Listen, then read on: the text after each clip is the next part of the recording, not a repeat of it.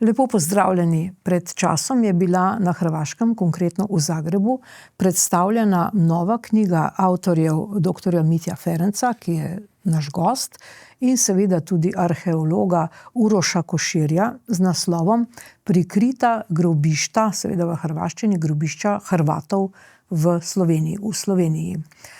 Seveda o tej knjigi bomo govorili in seveda tudi o tej žalostni temi naše zgodovine. Torej, dr. Mitja Ferenc, zgodovinar, vi ste profesor na Filozofski fakulteti Univerze v Ljubljani. Lepo pozdravljeni. Pozdravljeni. Zdaj povejte mi, tole zgleda kar zajetna knjiga. Koliko ima strani? 735. To je več, kot so bile naše slovenske knjige, ali kako? Pač tako je bilo, bila je priložnost. Interes hrvaške javnosti je bil, oziroma predvsem tudi njihove založbe, školska knjiga, da bi tudi Hrvati izvedeli o grobiščih, ki jih imajo v Sloveniji. Lahko kasneje povemo, namreč ob koncu druge svetovne vojne se je množica raznorodnih vojakov, največ pa seveda pripadnikov nezavisne države Hrvaške, umikala proti Avstriji, ki jo je zasedala britanska vojska. Zakaj? Zaradi tega, ker so pričakovali milejšo usodo, kot so predvidevali, da se bo zgodila, če se bodo pustili ujeti na jugoslovanskem ozemlju, jugoslovanski armadi. Del njih je uspel prebežati, del njih pa so pred Blajburgom zaustavili in jih prisilili, da so se predali jugoslovanski vojski, in potem je v hrvaškem kolektivnem spominu to znano kot Blajburška tragedija, marševi smrti, križni put, namreč zaradi tega, ker je velik del teh vojnih ujetnikov, za katere bi morale veljati ženevske haške konvencije, bil likvidiran, pobit na slovenskem ozemlju. In zaradi tega imamo Slovenci tako raznorodna grobišča, ne samo Slovencev, ampak seveda tudi Hrvatov, bosanskih milic, četnikov, različnih vojska, ki so se ob koncu druge svetovne vojne znašle na slovenskem ozemlju ali pa bile na slovensko ozemlje vrnjene. Torej zdaj, da najprej to malce osvetliva. V našem slovenskem spominu, zgodovinskem, se zdaj odpirajo te vetrinje, namreč so se že ves ta čas, naši Slovenci so se v glavnem zatekali na Vetrinsko polje. Hrvaško sorodno mesto oziroma kraj pa je Pliberk, tako kot ste rekli, Blajburg. Tako, tam bi se glavnina vojska morale predati, drugače seveda tisti, ki so uspeli prebežati in v zatočišče, v narekovaji govorim, britanske vojske, so bili v različnih začasnih nastaniščih, rečemo temu vojaških taboriščih, dokler ni prišel torej ukaz in dogovor z jugoslovansko vojsko, partizansko, da se jih vrne. In tako je bilo že od 19. do 24. maja 1945 so najprej vračali pripadnike hrvaških oboroženih sil, se pravi vojake nezavisne države Hrvaške, ki so bili do takrat razoroženi in seveda so predvidevali, da jih bodo ščitile ženevske konvencije. Potem so prišli med 24. in 27. majem pripadniki Črnogorske narodne vojske, resmo temu črnogorski četniki, in pa en del srpske, torej tako imenovani Ljotićevci, srpski prostovoljski korpus. In pa na koncu, potem 28. do 31. maja so prišli pa na vrsto Slovenci iz Vetrinja. In sledila je potem tista žalostna usoda, ki jo v zadnjih desetletjih spoznavamo. To se pravi, zdaj Britanci so vračali Slovence in tudi Hrvate in Črnogorce in Srbe. Tako. To so vse vračali. V kakšnem časovnem razmaku so to vračali in zakaj? To je bilo vse do ob koncu, to je pravzaprav v drugi polovici maja. Trenutno lahko, recimo, si lahko ogledamo zelo pomemben film, ki je nastal, torej Naša kri, kjer je prikazana tudi usoda zdravnika Meršola, ki je 4. junija v pogovoru z poveljnikom za zavezniške vojske v Sredozemlju, v Vetrin, ko je prišel, ga prepričal, naj ne vrača civilistov, kajti bili so na vrsti tudi vračilo civilistov v Jugoslavijo in tudi njihova usoda bi lahko bila podobna, kot je bilo tudi z usoda vojakov, torej slovenskih domobrancev. No, in to je to obdobje konca druge polovice maja 45. leta, vračilo, vračanje in pa potem seveda tudi do tam nekje največ v juniju, pa v juliju, pa seveda ta usoda, ko je bilo iti v levo ali desno, v življenje ali pa smrt, odvisno od nekega oznovskega oficirja, od zamer pred vojno, od navodil, ki so bila preko politične policije ozne dane, in ta usoda je bila kruta, drastična, številčna in zarezala v globoko zarezo v slovenski narodni spomin. No, zdaj, da nekako ovrževa ta urbani mit, ne, tako rečem, ne. Prva stvar, ki je mitska, ni pa resnična, ni zgodovinska, oziroma vi povejte, ali je bilo to dogovorjeno na Jalti? Menda, da je bilo na Jalti dogovorjeno samo, da bodo vrnili kozake, tako ne pa naših. Ja, ni bilo poimensko dogovorjeno tudi za Jugoslovane, ampak sosledje ali pa primerljivost se sedaj upravičuje na takšen način. Pa tukaj ne gre toliko za vračanje, gre za spoštovanje osnovnih pravil bojevanja Haških ženevskih konvencij o usodi vojnih ujetnikov. Tukaj ni bilo spoštovano nič.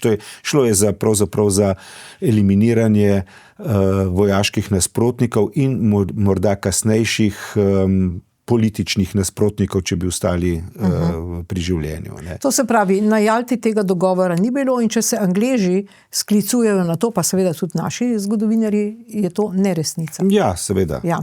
In drugo, to, kar pravite, zaščita po Ženevski konvenciji, ljudje so bili v nekih vojaških formacijah z nekimi uniformami in bi morali biti, to so tudi oni računali, da se bodo predali kot vojaki in da bodo zaščiteni. Tako je, ne glede, da se govori, da so bili slovenski domobranci pod pravzaprav policijske, pod SS policijo, ampak sami so se imeli za vojake, imeli so oznake vojaške, imeli so hierarhijo in kot take jih je bilo potrebno obravnavati kot vojne ujetnike. Ja. In seveda še ena stvar, ne, pač te ljudje, kdorkoli že, govorila bova o teh moriščih, ne, oni praktično, nihče od njih ni bil obsojen.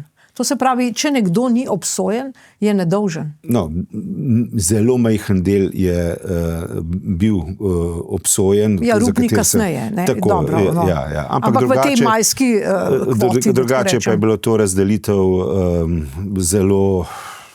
Pravzaprav večina je šla v tisto oznako, kjer je sledil transport. V bistvu imamo dve smeri, ne, če tako zelo plastično povemo. Rečemo temu Štajerska in pa Gorenjska smer. To pomeni, iz taborišča Vetrin so jih Angleži, kjer so jim spodbujali ali pa pustili upanje, da jih bodo pravzaprav prepeljali v severno Italijo, kjer se bodo lahko formirali, kjer bodo morda tudi udeleženi v borbi proti komunistični Jugoslaviji ali kakorkoli, ampak Angleži so jih transportirali na kamione, pripeljali do dveh železniških postaj, Marija Elend pa Pliberk, in jih tam transportirali v vagone, zaprli vagone in prevzeli so jih jugoslovanski partizani.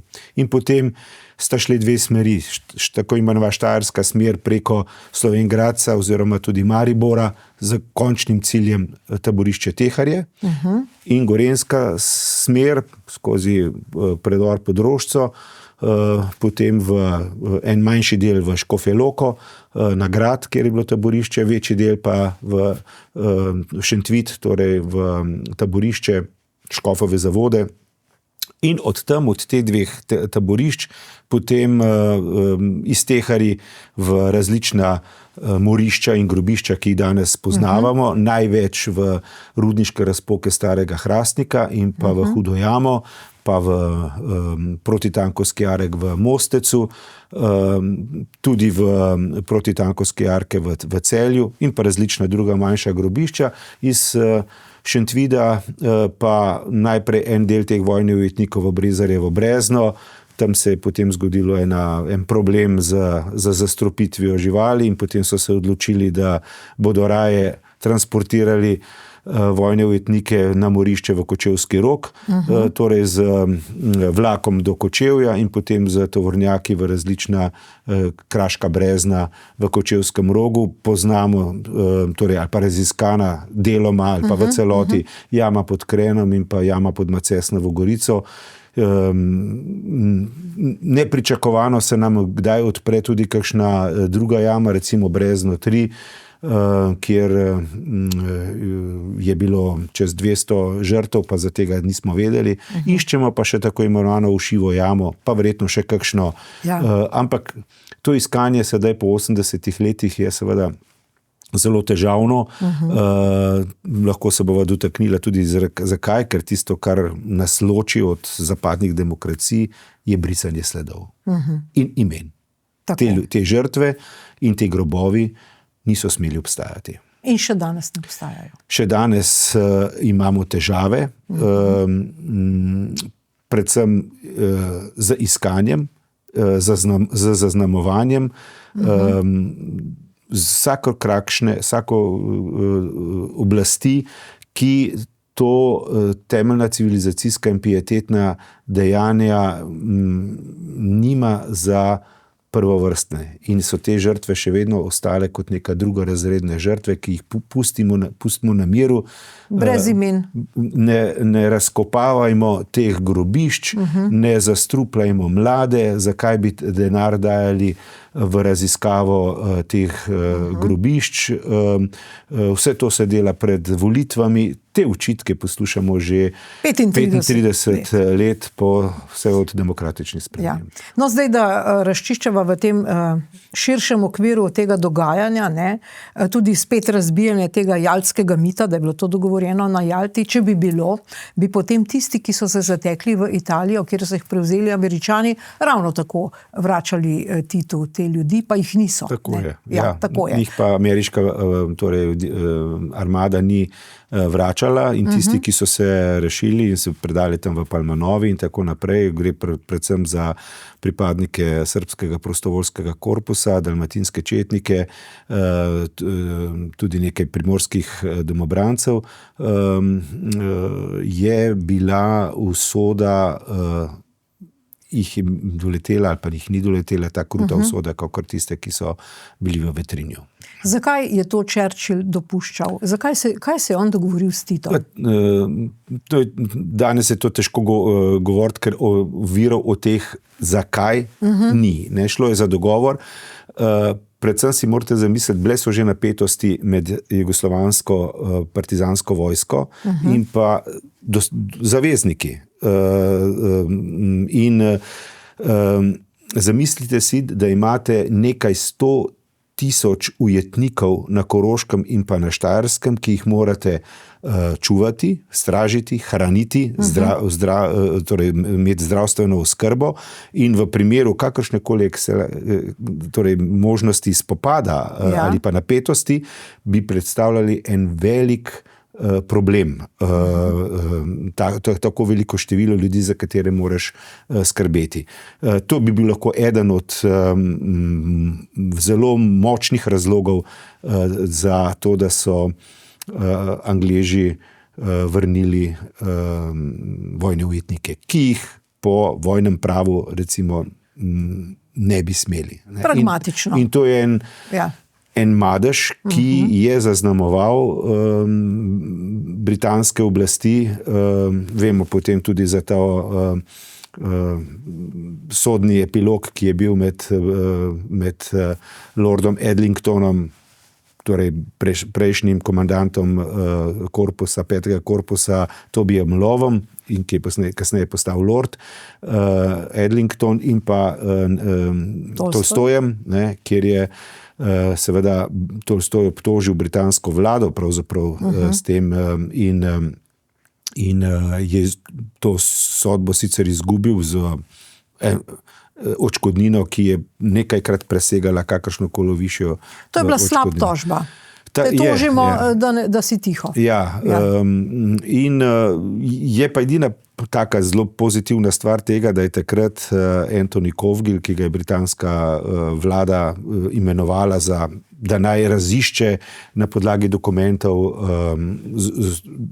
dogajanje v teh dneh, izdal potem to faksimile dokumentov, ki pa so nam zgodovinarjem zelo pomagali pri rekonstrukciji dogajanja v tistih majskih dneh. Torej zdaj, kot zgodovinar, kaj je zdaj uradno? Ali je uradno, da so na nek način Britanci stopili na stran komunistov, izdali ljudi? Kaj zdaj velja? Ali so oni brez greha praktično? Ne, zdaj, uradno veste ni. To je interpretacija zgodovinarjev, zgodovinske stroke, sociologov, filozofov, kakršnokoli. Zdaj, mi verjetno enotnosti o pogledih na te dogajanja druge svetovne vojne ne bomo dosegli. In tudi ni namen. Gre pa samo za možnost raziskovanja in informiranja zaradi tega, ker v prejšnjem sistemu raziskovanja tovrstnih tem ni bilo mogoče, kaj šele objavljanje takšnih raziskav. In zdaj po demokratičnih spremembah je seveda bilo potrebno to črno-belo zgodovinopisje, ki je bilo mnogokrat ideološko usmerjeno in manj zgodovinopisno, v nekem smislu revidirati. Zato smo tisti, ki se s tem ukvarjamo, imenovani revizionisti ali kakorkoli. Ampak poglejte, to je logično. V nekem sistemu ene teme niso smele biti raziskovane in obdelate. In zato je po demokratičnih spremembah bila možnost, ali pa bi morala biti možnost, da bi te teme hitreje odpirali, raziskovali. In poglejte, kaj pa smo mi o tem vedeli pred 40 leti? Skoraj nič. O tej razsežnosti nam je počasi z Spomenko Hribar, prej še z Kocbekom, bil Kočevski rok kot nek sinonim za množične poboje. Ja. Kje smo pa mi vedeli, da je pravzaprav vsaka slovenska občina zaznamovana z nekim grobiščem, z neko jamo, z nekim jarkom, ki ni smelo obstajati v prejšnjem sistemu. In mi o teh razsežnostih, tudi jaz kot študent, o teh nisem vedel. Zaradi tega me je, če me vprašate, zakaj sem se tega lotil, zakaj sem začel evidentirati ta prekrita grobišča, voditi ekshumacije, terenske raziskave.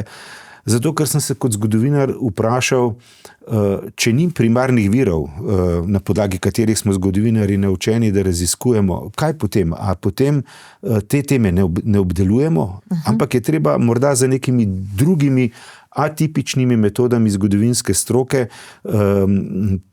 ki drugje morda niso toliko uporabljene, recimo z informacijami ljudi, ki so o teh vedeli, dobiti nek input za nadaljno raziskavo. Poskušati dati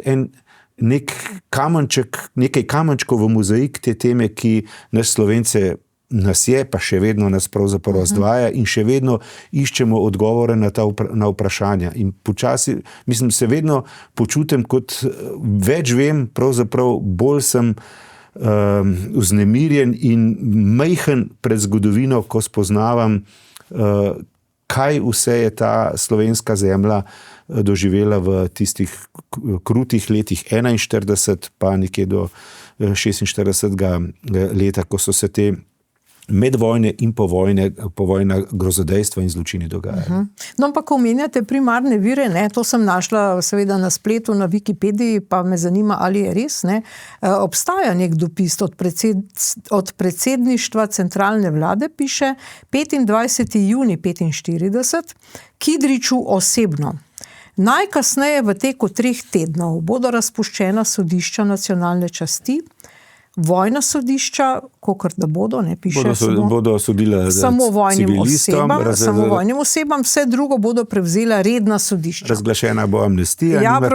Bo amnestija. Nimate torej nobenega razloga biti tako počasni v čiščenju, kot doslej podpisan Kardelj. To se pravi, to je primarni vir. Ja, to je.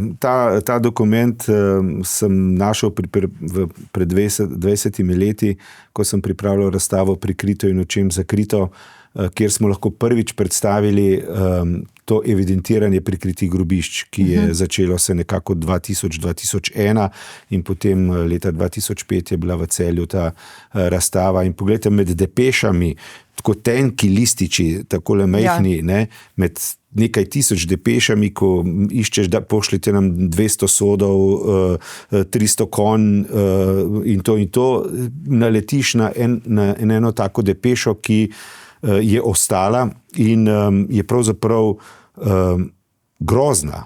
Ja, grozna. Drugi človek Jugoslavije, Edvard Kardelj, minister za konstituanto, rečemo temu tudi zunanji minister, pošlje predsedniku slovenske vlade, ne, nimate več nobenega razloga, da ste tako počasni v čiščenju, ko je pa pravzaprav bilo do takrat počiščeno, če cinično rečem. Ja, do 25. junija 1945. Ja. Ne, drugo pa so seveda, kar se tiče redkih primarnih takih virov, je pa navodilo pomočnika zveznega ministra za notranje zadeve, ki je bilo poslano vsem federalnim ministrom, da grobovi okupatorjev in domačih izdajalcev ne smejo obstajati in da je treba zabrisati vsako sled za njimi. Ne? In naš minister za notranje zadeve Zoran Polič je to samo prevedel in poslal vsem narodno-osvobodilnim odborom, recimo na niže nivoje. Recimo minister Hrvaške Krstulović je iz tega izvzel vse hrvaške domobrane. Ne, je veljalo to za ustaše. Ampak, dobro, seveda tudi so potem tam brisali sledove. In to je tisto, kar nas loči od zapadnih demokracij. Se pravi, te žrtve, pustimo zdaj to, da ni bilo sojenja, pustimo o njihovi krivdi ali ne. Ampak tisto, kar pripada vsakemu človeku, ime in pa grob, je nova oblast, komunistična oblast, če hočete, da temu tako rečemo, odvzela to pravico. In odvzem te pravice je trajal vse do demokratičnih sprememb. In tudi po demokratičnih spremembah, torej imamo zdaj že 35 let, se še vedno spopadamo z umanjkanjem te pravice. Še vedno slišimo v medijih, pa tudi od visokih državnih uradnikov, tudi predsednikov, pustimo to nas ne zanima, bili so izdajalci, to je zelo enostavno, če rečemo, če smo jih pobili, so že bili krivi. In to je tisto, kar nas loči od zapadnih demokracij. Pravica do imena in do groba imajo v zapadnem svetu zapisano v etični kodeks. Tega se ne sme odvzeti. Ne? Pri nas se pa še danes, pustimo 45 let v enopartijskem sistemu, ampak tudi danes ukvarjamo z pravico do pogreba, za žrtvami iz Macesne Gorice, z preštevilnih grobišč, ki so v vrečah in čakajo, da bo država po 80 letih omogočila en prostor, kjer bodo te žrtve dostojno pokopane. In jim dala tudi ime. Mrliške liste, če hočete. Ja. Tudi to je, mislim, če smem morda reči tisto, kar me je v lanskem letu tako prizadelo, je odbor za peticije v Državnem zboru junija prejšnje leto, ko je bilo glasovanje o predlogih o mrliških listih za približno 14,000 pomorjenih slovenskih domobrancev, o pokopnem mestu žrtev iz Macesneve Gorice v Ljubljani, o pripravi zakonodajnih postopkov za DNK analizo žrtev, ne, za ugotavljanje imena pobitih romskih žrtev, ki prav tako nimajo še groba, in koalicija, dobro, ni bilo poslanca Socialnih demokratov, je brez razprave povozila vse te sklepe. Junija prejšnjo leto, ob 80-letnici konca druge svetovne vojne.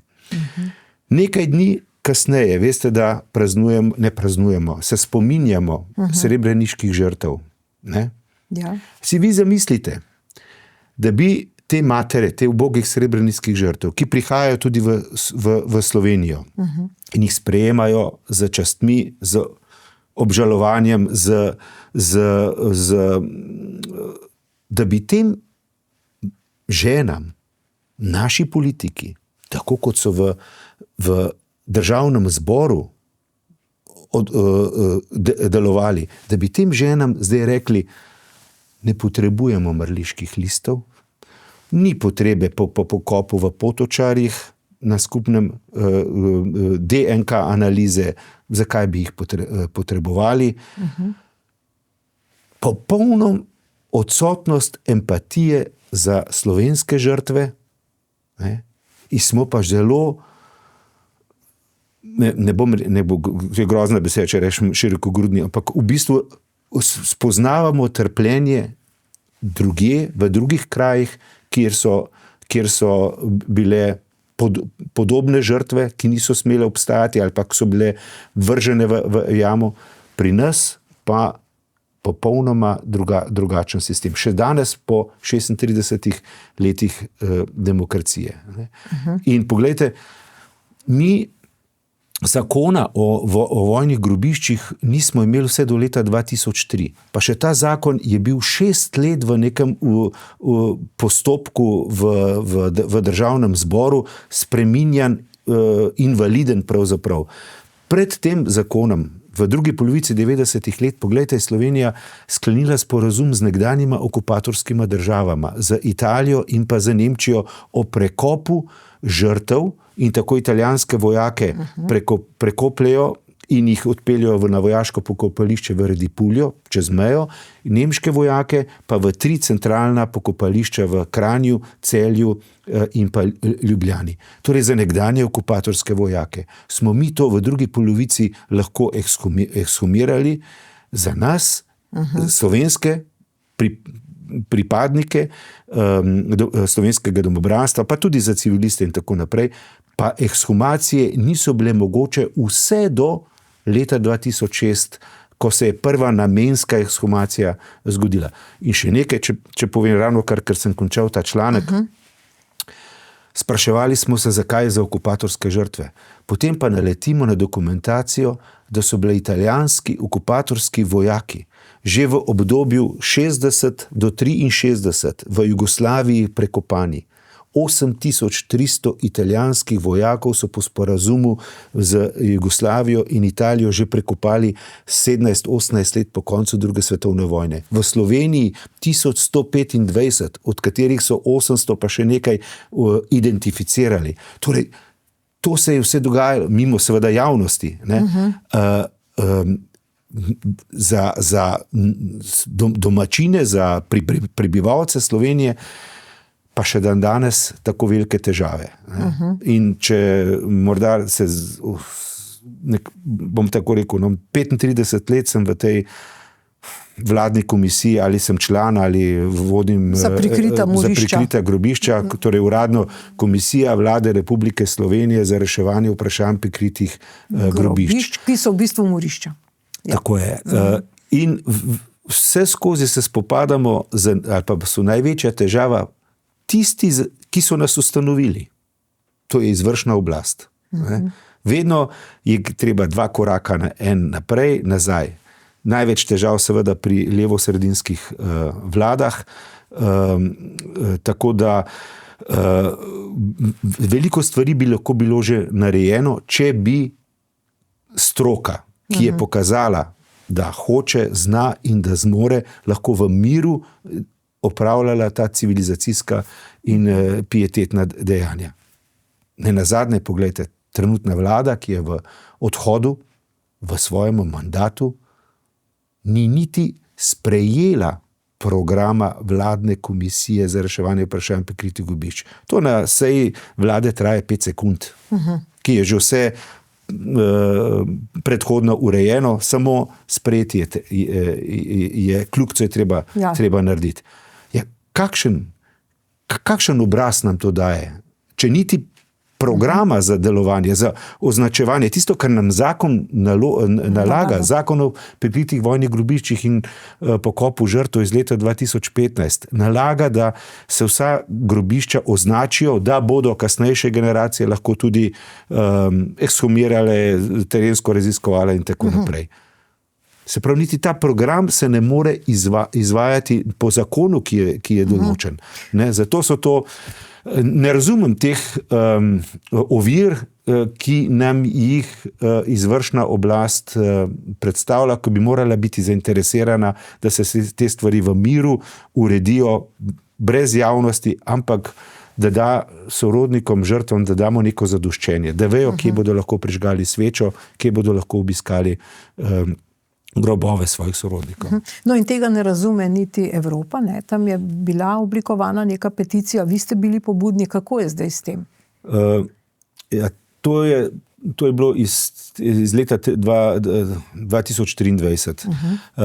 Vlada v odhodu Janeza Janše je dan, torej za uredbo ustanovila dan spomina na žrtve komunističnega nasilja. Za dan je bil izbran 17. maj 1942, ko velja za največji pomor civilnega prebivalstva do takrat. Takrat je en bataljon Šercerjev bataljon pod ukazu komunistov likvidiral 52 ali 53 romskih žrtev. 2 družini, od katerih je bilo polovica mladoletnih. In na predvečer tega dogodka so se pred parlamentom na Trgu revolucije zbrali ljudje, prišli za svečami, tudi sveče prižgale na grobnici narodnih herojev. Spoštljivo. Mislim, da je celo televizija sem komentirala. Tako, ja. In jaz sem to gledal po televiziji, in ko je prišla informacija, da vlada na korespondenčni seji ukinja ta dan,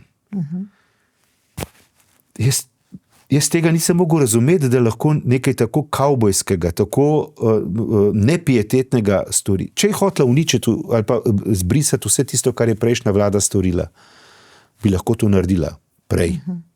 Ampak ne sredi komemoracije, sredi tega.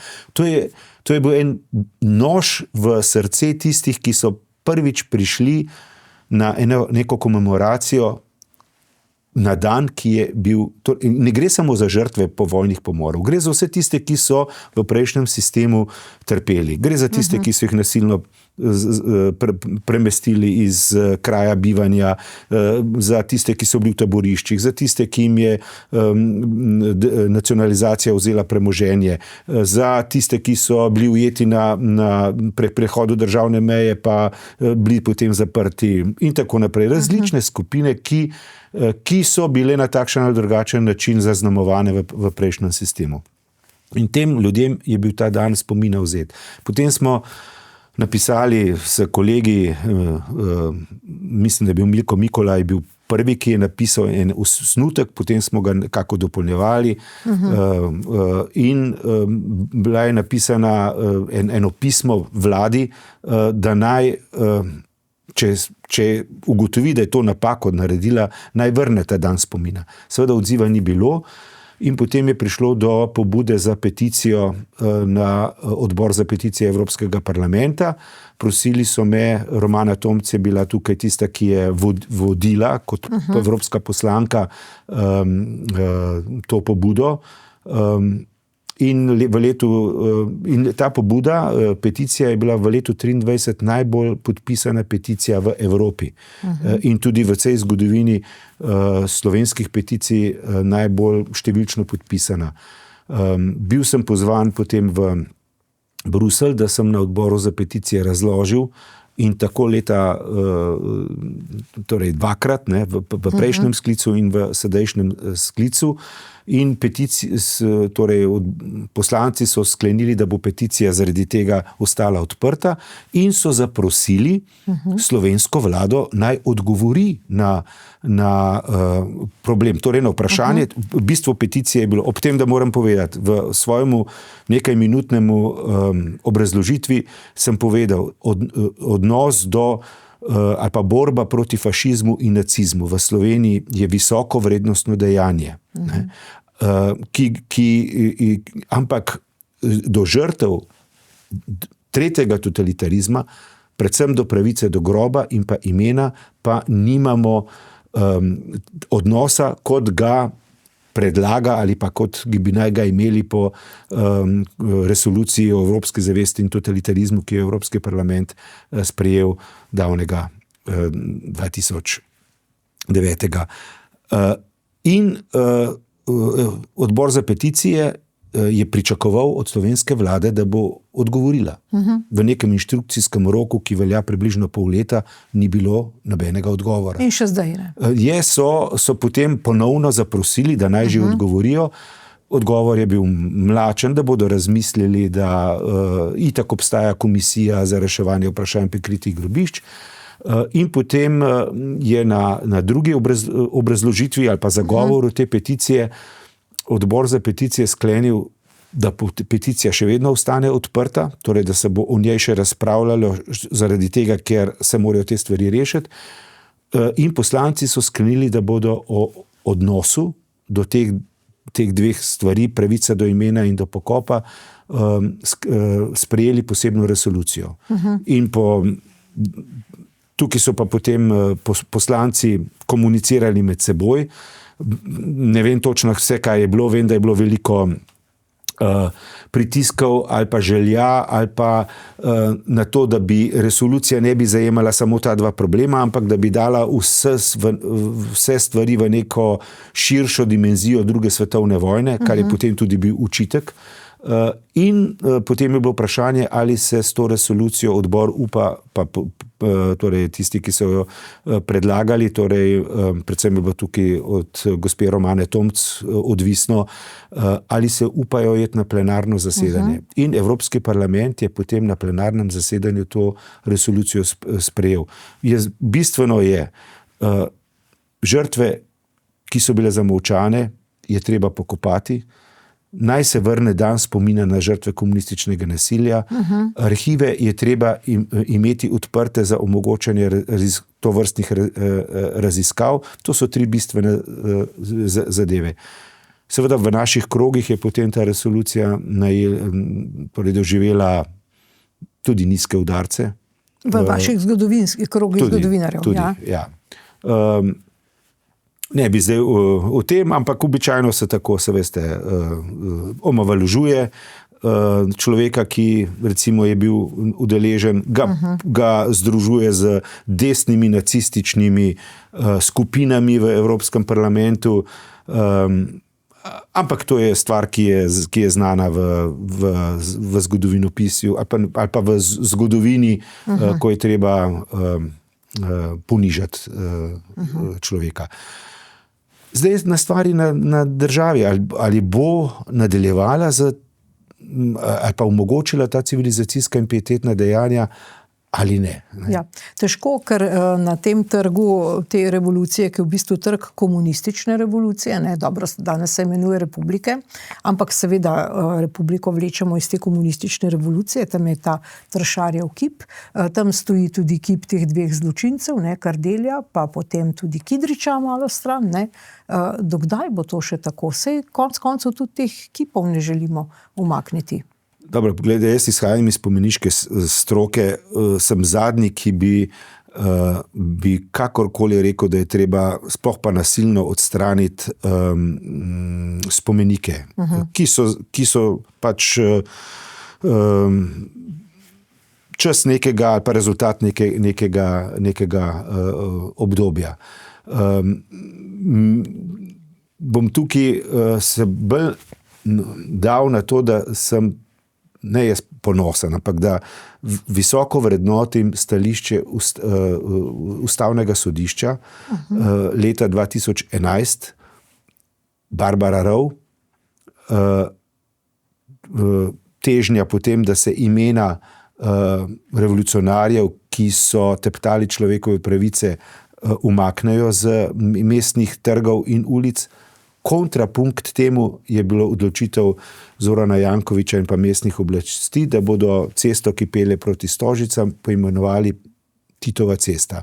In takrat je Ustavno sodišče potem odločilo imena teh ljudi, ki so teptali človekove pravice v prejšnjem obdobju, ki so bila torej ta trgi mesta imenovana, lahko ostanejo. Nova poimenovanja pa ne smejo se glasiti po imenah, po osebah, ki so te pravice kratile. In zato je mestna občina Ljubljana morala ukiniti poimenovanje Titove ceste.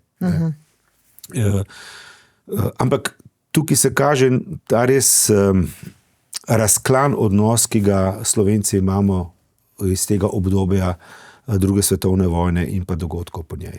Dobro, zdaj preden vam zastavim seveda to vprašanje v zvezi s to novo knjigo, samo še ena stvar me zanima.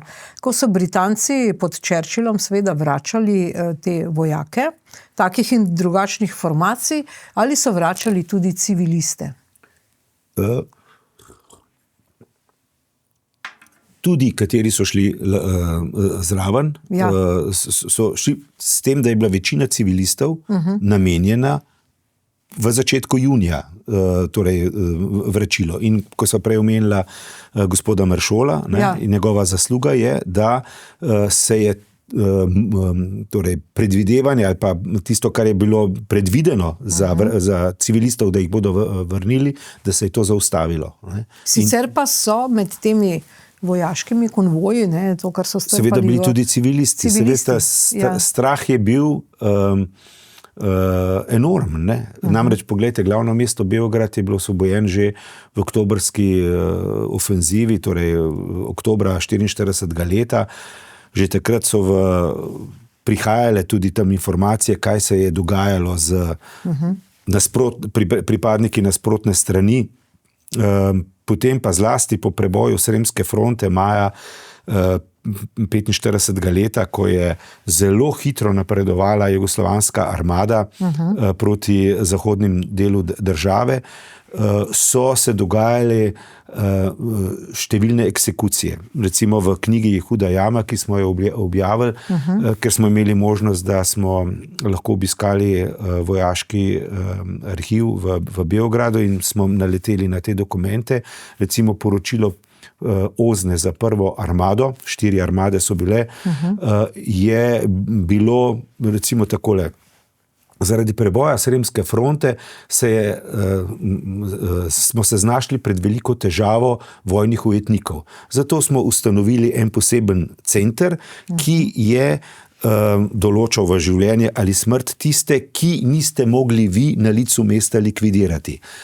Navodilo naj sledi. In je bilo poslano potem vsem nižjim enotam, divizijam in brigadam.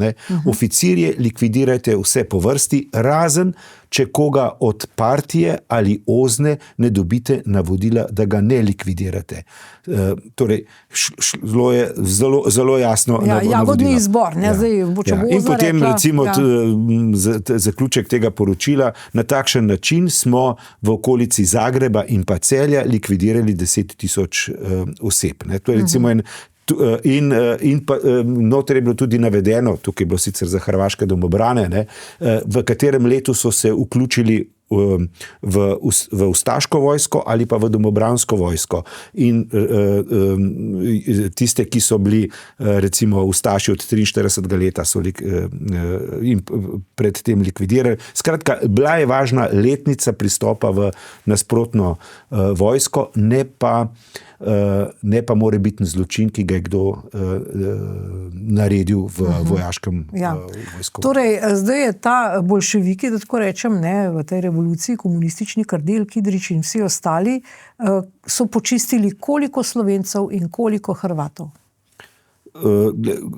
Takole, za Slovence imamo, hvala Bogu, res po Inštitutu za novejšo zgodovino, ali bom tako rekel, 3 popisi, ki so bili v prejšnjem stari Jugoslaviji narejeni, teh žrtev, ki so bile na strani ali pa posledica zločinov nove oblasti, niso bili sploh, jih niso obstajali. Ja. Zato je število bilo čisto drugačno. To je bilo nekje okrog 60 000. Danes imamo žrtev, ki so izgubili življenje v drugo svetovni vojni. Vseh žrtev, prebivalcev Slovenije, 100 015, nekaj tazga, zdaj mogoče kakšna oseba več.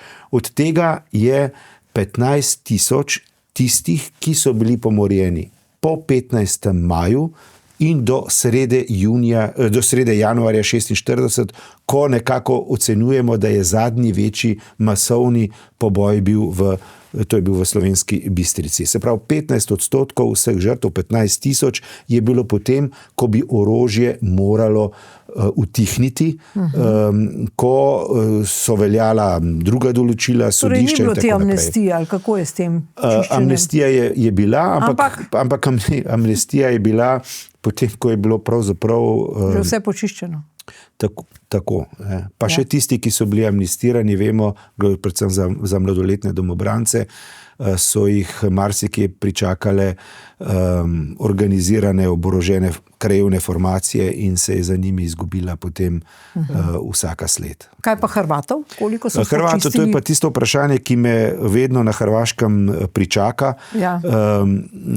In ker so ocene, ki pa ne temeljijo na nobenih virih, segajo do neslutenih višin. In jih nekateri govorijo 200-300 000, ampak nobenih opremljivih podatkov za njih. Jaz uporabljam število nekaj 10 000. To lahko ocenjujem zaradi tega, ker imamo toliko teh protitankovskih jarkov, kjer je bilo delna ekshumacija narejene, da lahko ocenjujemo to število vsaj na nekaj 10 000. Koliko ob umanjkanju vseh podatkov ne vemo. Mi vemo, koliko vojske se je umaknilo, ne vemo pa seveda, koliko jih leži na slovenski zemlji. Dobro, zdaj bom jaz tole mečkrat dvignila to naslovnico, da se vidi, se jo bova potem položila nazaj, ker je res 700 strani, ni kar tako, Zdaj povejte mi, to so prikrita grobišča Hrvatov v Sloveniji. Bova malce pogledala, kje so ta grobišča, ampak najprej vprašanje, zakaj je ta knjiga šele zdaj nastala in bila predstavljena? Bi si želel, da bi tudi Slovenija imela osebne izkaznice vseh grobišč in pa morišč, torej vseh lokacij. Oni imajo zdaj to. Tisto, kar do zdaj vemo. Namreč zaprošeni smo bili, če bi lahko pripravili eno tako knjigo, zato je prvih 200 ali 250 strani ena kompresija, skrajšana zadeva problematike prikritih grobišč v Sloveniji, potem pa na naslednjih 500 straneh opis 40 grobišč, kjer so bile žrtve ekshumirane in katerih predvidevamo, da so Hrvati ali pa tudi Hrvati, in pa potem še 34 lokacij, kjer smo s terenskimi raziskavami potrdili grobišča in domnevamo na podlagi različnih stvari, da so Hrvati. No, recimo, to je bila zdaj predstavitev pred časom. Lejte, tu vidimo v prvi vrsti dobro gospoda Plenkovića, potem Janša, Cerar. Ja. Ta nas preseneti. A vas preseneti, da sta dva z različnih nazornih kotov? Ja, tako. Ampak poglejte, oba dva sem povabil na predstavitev. Zakaj? Zaradi tega, ker sta predsednika vlad, ko sta imela možnost naredila veliko, da se je raziskovanje prikritih grobišč premaknilo. Do leta 2005 nismo mogli niti terensko raziskovati, kaj šele ekshumirati žrtve iz prikritih grobišč. V obdobju 2005 oziroma 2006 do 2008 so se ta dela začela, ko je vlado vodil Janez Janša. Gospod Miro Cerar, to je pa obdobje leta 2015. Namreč po Hudi jami je izvršna oblast zaprla vso možnost raziskovanja. Tiste žrtve, ki so bile v Hudi jami delno ekshumirane, je pustila v delu rudnika, zaprla vrata in ustavila vsakršno raziskovanje prikritih grobišč. Leta 2015 pa je tudi s pomočjo, pa je bilo treba veliko pregovarjanja najprej v poslanski skupini, ampak odločitev Mira Cerarja je bila, da je njegova stranka skupaj z Novo Slovenijo podprla zakon o prikritih vojnih grobiščih. Ampak to še ni vse, če je zakon podprt. Zakon sam ne reši nič. Po obisku in dogovoru, ki smo ga imeli z gospodom predsednikom vlade, smo ga prosili, naj že v tistem letu da saj neka minimalna sredstva, da bi videli, ali zakon na terenu deluje ali ne. In on je namenil sredstva, o katerih smo predtem lahko samo sanjali. Zato so ekipa za ekshumiranje, za sondiranje in pa za urejanje v letu 2016, 17, 18 naredila pravzaprav večino teh civilizacijskih in pietetnih dejanj, bodi si povezanih z ekshumacijo, sondiranjem ali pa z urejanjem že raziskanih grobišč, torej da smo jih označili. Zato sem jima na predstavitvi obema želel izreči javno zahvalo. Ker se da, če je posluh. In lahko potem tudi brez žaljivih ocenjevanj, da so vse to dela v nekim predvolilnih zadevah. Se veste, vsakršno grobišče, ki smo ga množično, ki je v javnosti doživelo nek odziv, je bila potem, to ste delali zaradi bližnjih evropskih volitev, to ste spet v javnost dali zaradi naših volitev. Ja pa ljudje božji, Nehajmo s tem. Naredimo naredimo ta temeljna pietetna in civilizacijska dejanja mimo vseh javnosti, pokažimo, da zmoremo, znamo to v nekem duhu narediti kot ena zrela civilizirana družba. Ja, dobro, do te zrele civilizirane smo mi še daleč, ampak vseeno me zanima, ali so Hrvati tu boljši kot smo mi, čeprav so knjigo dobili šele zdaj, imajo oni še svoje kidriče in kardelje posejane po državi, ali kako je s tem? Poglejte, problem Hrvatov je, kar sva v začetku omenila, da se je velik del vojnih ujetnikov za njimi izgubila sled v Sloveniji. In da je Slovenija tista območje, kjer je večina iz teh Marševih smrti, križni puta, Blajburške tragedije končala na slovenskem ozemlju. To so predvsem najbolj številčno je Tezno, torej protitankovski jarek na Teznem, namreč ujetnike so pripeljali večinoma, rečemo temu, v Maribor, jih tam dislocirali. Bomo zdaj pogledali slike Tezno, ne? Recimo to sliko, to je vse so slike. To je začetek leta 1999, ko se je gradila avtocesta mimo Maribora in so naleteli na protitankovski jarek. In preiskovalni sodnik je odredil ekshumacijo samo iz tistega dela, kjer bo tekla avtocesta, 70 metrov. In izkopali so 1179 trupel.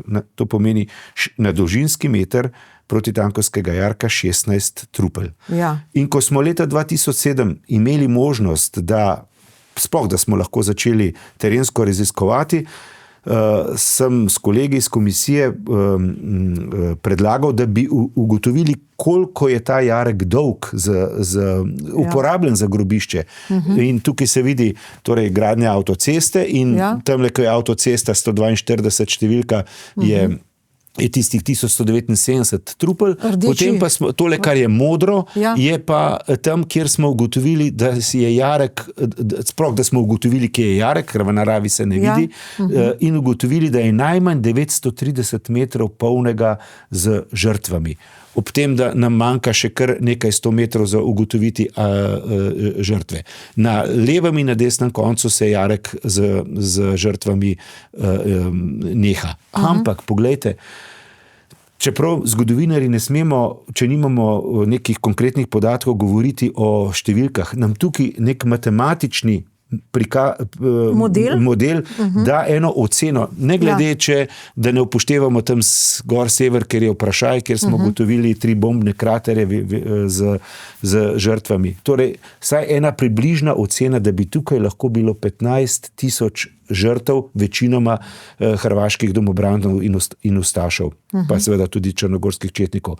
Ampak to je primerljivo z katinskimi žrtvami, torej poljskimi oficirji, ki jih je Sovjetska zveza, torej NKVD, likvidirala tam v bližini Smolenska. To so ogromne številke, ogromno morišče in to je en protitankovski jarek, ki ga seveda najbolj obsežen in številčen. In seveda ne poznam v centralnem delu Evrope podobno morišče oziroma grobišče, ne, ker kot se kaže, ali pa lahko nekako trdimo, da je ta tezno najštevilčnejše grobišče Hrvatov. To je največje, najštevilčnejše morišče Hrvatov. Po tej rečemo temu, primerljivosti glede na en del izkopanih žrtev. In kje so zdaj ti ljudje?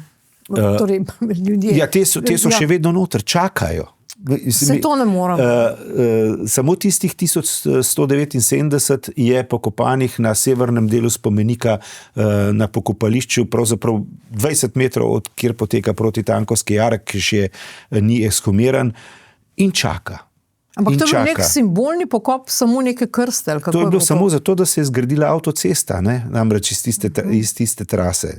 Vse žrtve še čakajo, saj da se uredi nek spominski park, park, bom rekel, neka poseka drevje, ugotovi, torej označi, kje ta jarek je. Ne? In to je samo en simbol, recimo, tega, kar bi morali že zdavnaj storiti. No, potem omenili ste Hudo jamo, bova šla skozi ta morišča, da malce pogledamo, tu ste tudi vi. Huda jama je bilo po tistem obdobju 2005 do 2008 smo se odločili, da bi en rudniški jašek poskušali raziskati, kar je to zelo težavno, ampak Barbara Rov je bil možen zaradi tega, ker je ta Barbara Rov prezračevalni jašek za rudnik Laško. Torej, je bil sicer zaprt za barijerami, nismo vedeli koliko in tako naprej, ampak po velikih težavah smo se odločili, da bi to začeli. Jože Dežman je tukaj opravil ogromno birokratskega dela in dovoljen. In poglejte, po 24. julija 2008 se predre prva pregrada in smo mislili, da bomo prišli do 2 vertikalnih jaškov. Ja. Pa nas čaka zasut rov. 8 mesecev kopanja, da se je prebilo 11 pregrad in potem nepričakovano naletimo na trupla, kjer pravzaprav niso razpadla. Videlo se je vse, ušesa, koža, lasje, pomanjkanje vlage in kisika je prikazalo to podobo, ki nas je pravzaprav vse spremenila. Ko sem prišel iz tega, tisti dan iz rudnika, jaz sem jokal, dali smo si roko z Mehmedalijo Aličem, vodjem rudarskih del, nihče nas ne bo zaustavil, da ne bi ugotovili, koliko žrtev in kje so v tem rudniku. Najbolj strahotno je bilo seveda, ko je ena roka držala leseno protezo drugega to je ta roka. Invalida. Ne? Ja. In kriminalistična policija je potem našla nekaj ljudi, ki so bili tako ali drugače udeleženi in ugotovilo se je, da so se žrtve morale uleči na že pomorjene žrtve in so jih potem streljali in so ležali v 6 do 8 plasteh. Zato je bila takrat tako boleča izjava nekdanjega šefa kabineta Josipa Broza Tita Marka Vrhunca, ki je rekel, to so bili tisti, ki so padli v borbah in ker ni bilo možnosti pokopa, smo jih pokopali v rudniku. V tem primeru, tukaj nisem te slike dal, je pa v knjigi, bi mu pokazal, mi gre malo na jok, lobanjo človeka, ki si je zataknil zlat prstan za zobe, da ga likvidatorji ne bi našli. No, to je to. Aha, to Poglejte, je to. na tem zobu, ki ga je skril pred likvidatorji, je bil datum torej Svete Barbare, zaščitnice rudarja, decembra 37 let, ko se je poročil. In umorjen je bil v rovu Svete Barbare. In poročni prstan, poroka na dan Svete Barbare. 4. december. Tako. Ja. To so stvari, ki te tako presunajo, ko se poskušaš uživeti v zadnje trenutke teh ljudi. Ko jim je bilo odvzeto dostojanstvo, potem pa še ime in pa grob. In ta Vrhunc, kdo je pa rekel, da so to partizani, ki so padli? Ne? Ja, seveda opravičila za te zadeve so takšna ali drugačna, ki so morda veljala v prejšnjem sistemu, pa za nekoga še tudi dan danes.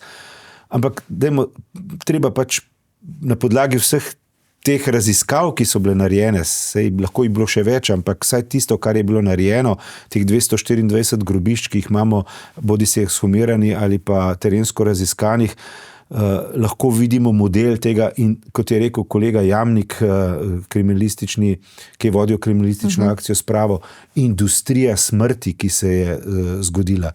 Namreč to ni bilo trenutno maščevanje, ne? To je bilo plansko, sistematično ni razloga biti tako počasni v čiščenju kot doslej. Ja. No, in tako se potem so se spravili in upali, da bo to se umaknilo v vrečke so dali, v vreče in tisto, kar je boleče, torej je to ostalo leta in leta, se pravi od leta 2010 do 2016, ko je nastopilo, kot sem prej omenil, neko drugo obdobje, ko je bilo mogoče vsaj malo nadoknaditi ta civilizacijski in pietetni duh, da so se te žrtve sicer začasno pokopale na Dobravskem pokopališču v Mariboru in da je bila s tem dana možnost, da so se ekshumirale tudi ostale žrtve še iz Hude jame, ki so ostale. Ja, ker so pač še spodaj in spodaj. Torej, številka dokončna je 1410 žrtev, ki so bile pomorjene v Torej, koliko jih je še v Barbara-rovu? V Barbara-rovu ne več, ker so bile vse ekshumirane in številke so pa enormne. Ne? Torej, to si človek skoraj da ne more zamisliti, kako je ta industrija ubijanja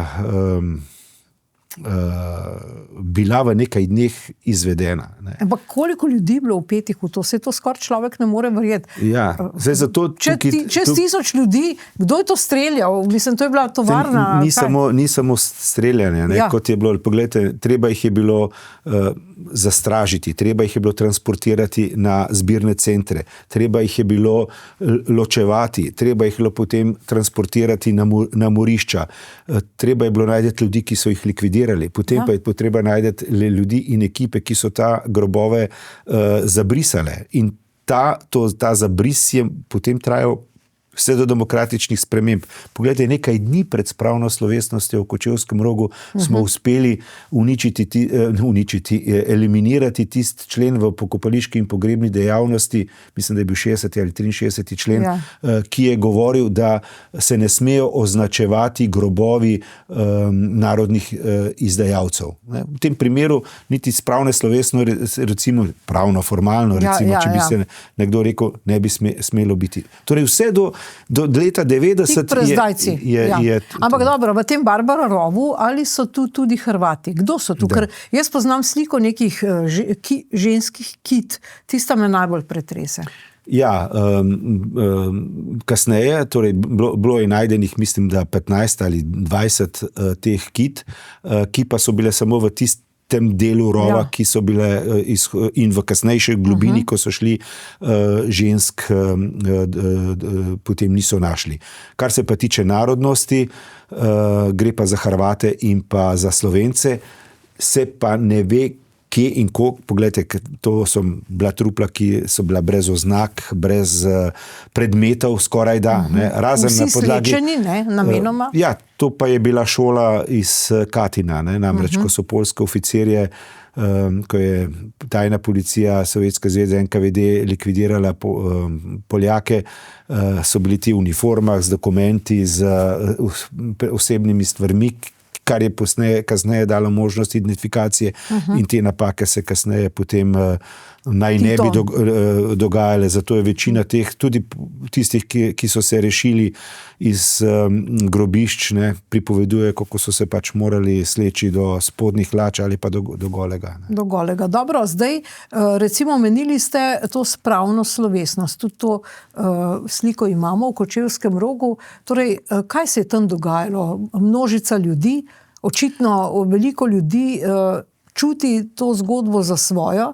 Ja, če se spomnim tega pred 36 leti, bilo eno veliko dejanje, veliko pričakovanje je bilo. 30 000 ljudi se je znašlo nasproti, na drugi strani ceste jame pod Krenom, kjer zdaj nekako domnevamo tudi na podlagi predmetov, ki smo jih študenti našli, da gre tam za hrvaške žrtve.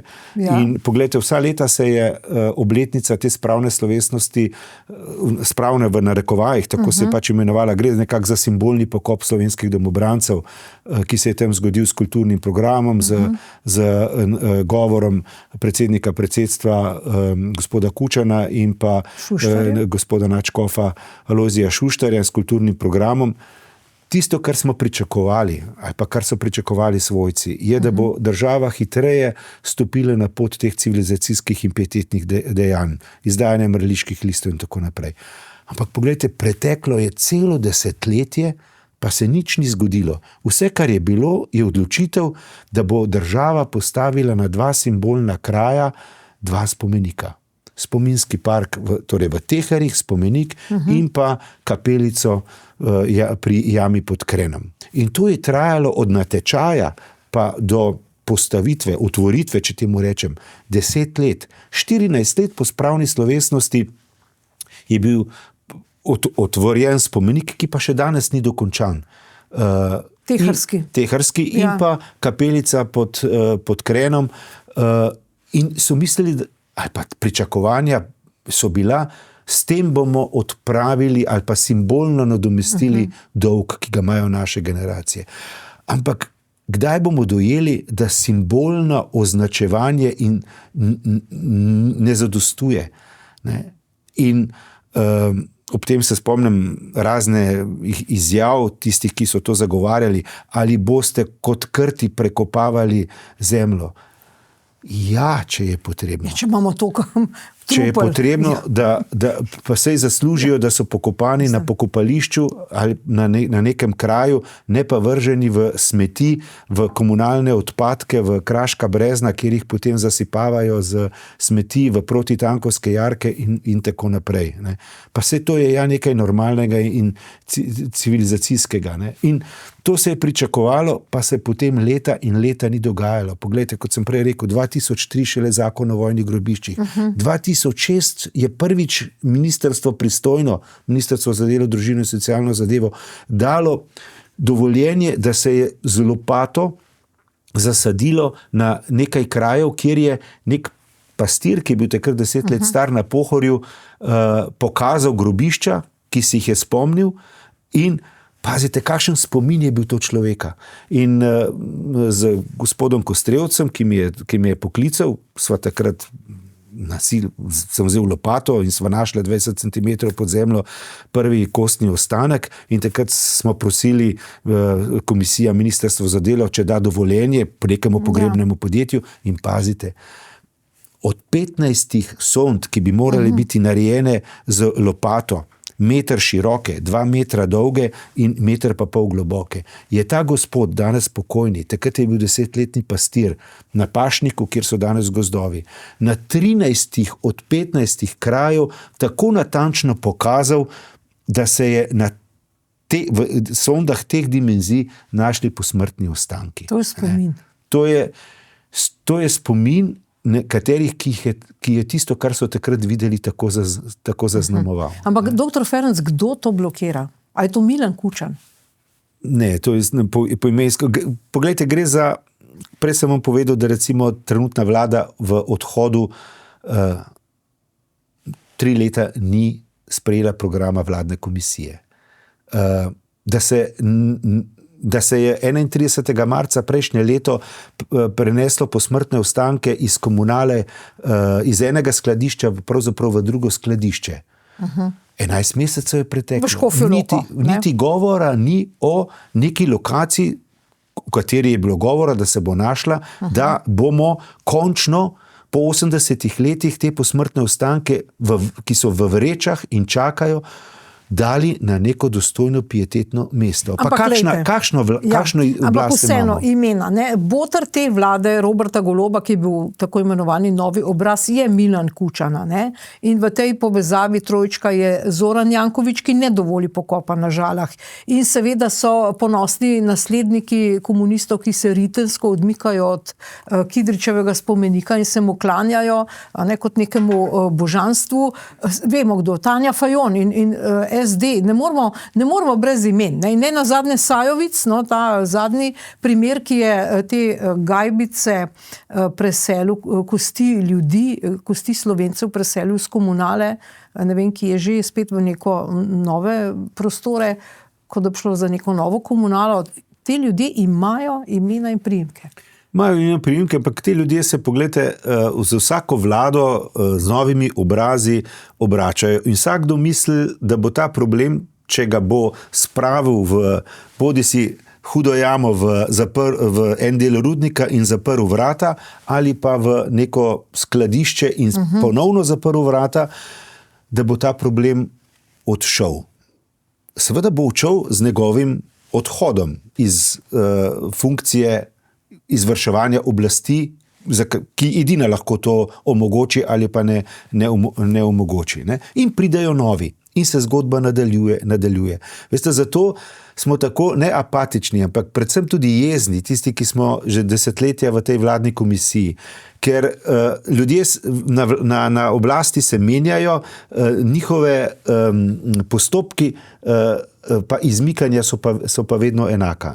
In zato gre to vedno 2 koraka naprej, 1 korak nazaj. Stroka, kot sem rekel, je z ekshumacijo in s terenskimi raziskavami pokazala, da zna, hoče, da zmore. Samo dejte ji priložnost, da to dela. Dobro, imamo še nekaj slik morišč. To se pravi, recimo, Kočevski Rog. Ker zanimivo je tisti pod Krenom, recimo, oziroma to je bila, Kočevski Rog je bila spravna slovesnost, ampak to pod Krenom, tam niso potem domobranci. Ja, poglejte, kje so zdaj domobranci? Ja, poglejte, leta 2004 sem prosil študente 4. letnika, če grejo z mano v Kočevski Rog. Seveda smo informirali tudi pristojnega državnega tožilca za te, tudi kriminalistična policija je sodelovala. Naredili smo primitivne lesene okvirje z mrežo in presejali eno kotanjo ob Macesnovi gorici, kjer smo domnevali, pa tudi že našli neke predmete. In tam smo našli predmete, ki so asociirali na slovenske žrtve, torej svetinice Brzijanske Marije, 114 jih je bilo, železni križci, domobranske kokarde, rožni venci stopljeni in tako naprej. In od leta 2004 je nekako veljalo, da naj bi to bilo grobišče slovenskih domobrancev. Še zaradi tega, ker smo 14 dni kasneje z absolventi šli enako iskat pod Krenom, tam smo pa našli vse drugo, razen razen slovenskega. Nemški križec prve stopnje, ki ga noben Slovenec ni dobil, hrvaške kune, NDH gumbe, celo, pazite, dinar, kovan leta 1943, ki ga je Nedičeva vlada dala kovati na Madžarsko, torej pripadnikega srpskega prostovoljskega korpusa, celo neko odlikovanje svetega Jurija iz carske Rusije in tako naprej, nič slovenskega. Ne? In zato je bila v letu 2019, tako kot smo hudo jamo, smo rekli, poskušajmo en projekt pripeljati do konca in smo se odločili v vladni komisiji za jamo pod Macesnovo Gorico, ker smo domnevali, da je to grobišče Slovencev. No, a to je Macesnova Gorica. To je Macesnova Gorica in poglejte, to je šlo v globino, škoda, da je tukaj ni slike, kakšna je bila ta lokacija vsa desetletja po miniranju in je bilo treba to vse iznesti. 3000 kubičnih metrov skal, da se je prišlo do prvih skeletnih ostankov. In potem so nastopili arheologi, kot tudi vidite na sliki, forenzična antropologinja, gospa Seljak, ki je vse skozi pri analizi, antropološki analizi posmrtnih ostankov. In posmrtni ostanki iznešeni pripadajo 3450 žrtvam. In to so Slovenci. Večinoma Slovenci. Zdaj, glede na podlagi posmrtnih ostankov, ne moramo reči, da so to vsi. Ampak glede tistih, ki so se rešili in opisali, kako je to bilo. Poznamo približno 14 oseb, ki so se rešili po miniranju, je padlo eno drevo v jamo in so se potem lahko splezali, med njimi tudi oče Janeza Janše, in so to opisali. In na podlagi vseh teh zapisov, opisov, rekonstrukcije, lokacije in tako naprej, je to grobišče Slovencev. Zdaj, veste, ker so to je šlo po dnevih, te ekshumacije, so lahko seveda zraven tudi kakšni pripadniki srpskega prostovoljskega korpusa predtem, ki so jih pripeljali v Kočevje in na grobišča. Predmetov je bilo sicer veliko, ampak veliko glede na tako obsežno število skeletnih ostankov še vedno malo, da bi lahko zelo, bom rekel, po plasteh ločevali glede na narodnost. Poglejte, ekshumacija in pa identifikacija žrtev je zelo problematična, ker pisnih virov ni in potem lahko na podlagi, zdaj hvala Bogu, metodologije, ki jo je komisija predpisala, ki je podobna arheološki metodi. Se pravi, če nimamo pisnih virov, naj nam predmeti in pa žrtve povedo čim več. In tako na podlagi predmetov, ki so najdeni, in seveda tudi žrtev, ugotovimo bodisi jasno število, starost, spol, status in na podlagi predmetov tudi narodnost. Seveda vsi pričakujejo osebno identifikacijo, kar pa je pri množičnejših grobiščih vsaj trenutno nemogoče. Kljub temu, da se vse desne stegnenice ločujejo in dajo posebej v hrambo, da bi morda nekoč tudi pri večjih grobiščih lahko ugotovili osebno identifikacijo. Torej, recimo, če bi danes nek sorodnik želel ugotoviti, ali je njegov prednik tu bil danes na tem morišču. Tega ni mogoče. Ker ni zakona. Ni zakonske, materialne osnove in seveda logistika pri 3450 iskanje bi bila igla v senu. Ampak dobro, te stegnenice, ki ste jih omenili, na podlagi tega bi pa lahko. Ko bo to možno, ko bo znanost olajšala to vrstno raziskavo. Košnica, to je tudi fotografija, ki ste jo pripravili. Ja, to je bilo zanimivo. Veste, v komisiji smo se odločili, da seveda najprej poskušamo ekshumirati žrtve, kjer predvidevamo prebivalce Slovenije. In smo se odločili za Košnico, kjer so vsi ustni viri, pa tudi nekateri pisni govorili o tem, da so tam likvidirani pripadniki nemške manjšine, torej meščani nemške narodnosti, Celjani. Rezultat je bil popolnoma drugačen.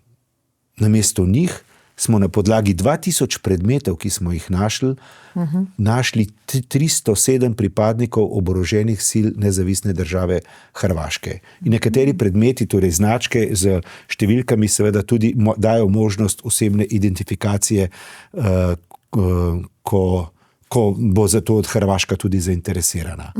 To se pravi, te kosti teh Hrvatov so zdaj kje?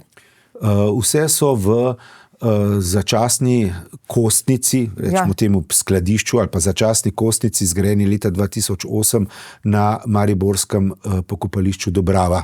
In čakajo na odločitev hrvaške vlade in pa možnosti, da bodo preneseni. Naj še tukaj povem, da je bila lani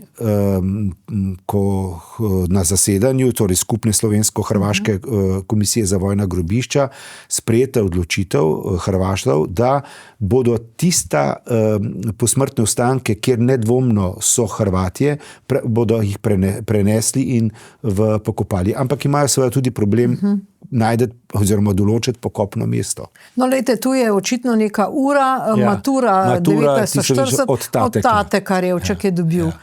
Kje ste to našli? To je ta košnica pri Celju. To je hrvaško? Tako. To je bil nek Hrvat? Tukaj, to so teže možnosti, kjer lahko ugotoviš, da osebo, seveda z analizami, postopki za raziskovanje posamezno žrtev.